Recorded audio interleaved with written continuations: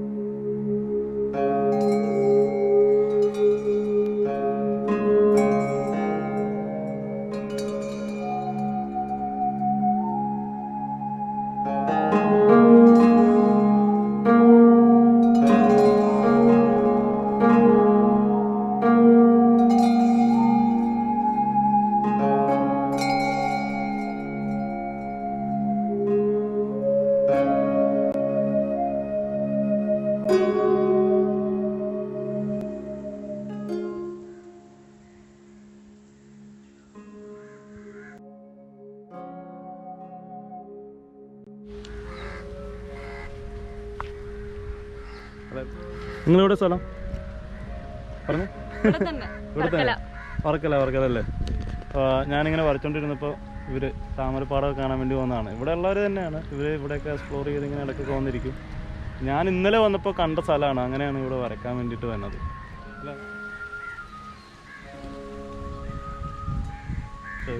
ഒരു പെയിൻറ്റിങ്ങും കൂടി ചെയ്തു.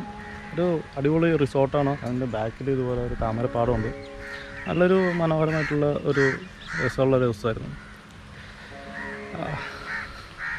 അപ്പോൾ ഇനി കുറച്ച് നേരം നമുക്ക് സൺസെറ്റൊക്കെ കാണാൻ വേണ്ടി പോവാം. ഒരുപാട് നേരമായി ഇപ്പോൾ വരക്കാൻ തുടങ്ങിയിട്ട്.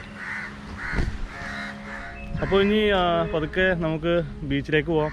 സാധനങ്ങളൊക്കെ പാക്ക് ചെയ്യാനുണ്ട്. എല്ലാം കഴിഞ്ഞ് കിടക്കുവാണ്. സൺസെറ്റൊക്കെ ആവുന്നുള്ളൂ. ബീച്ചിൽ ഇന്ന് ഒരുപാട് ആളുകളുണ്ട്. അത്യാവശ്യം നല്ല തിരക്കുണ്ട്.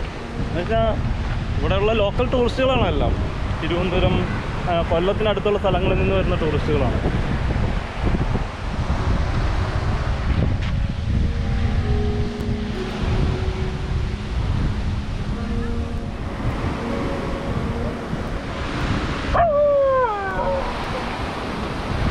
അടിപൊളി സൺസെറ്റ്.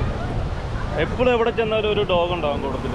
അതുപോലെ തന്നെ ഇപ്പോൾ കോൺസ്റ്റന്റ് പറഞ്ഞു ആ ഡോഗിന് ഒരു ഓംലേറ്റ് മേടിച്ചു കൊടുക്കുക. അവൻ എൻ്റെ കയ്യിൽ നിന്ന് കുറച്ച് ഓംലേറ്റ് തന്നു കഴിഞ്ഞപ്പോൾ കോൺസ്റ്റന്റ് പറയാണ് ഒരെണ്ണം കൂടി മേടിച്ചു കൊടുക്കാനായിട്ട്. കോൺസ്റ്റൻ്റെ വഴി ഓരോ ഓംലേറ്റും കൂടി അവന് മേടിച്ചു കൊടുക്കും. ഇത് ഭയങ്കര ഫ്രണ്ട്ലി ഡോഗ്സാണ്.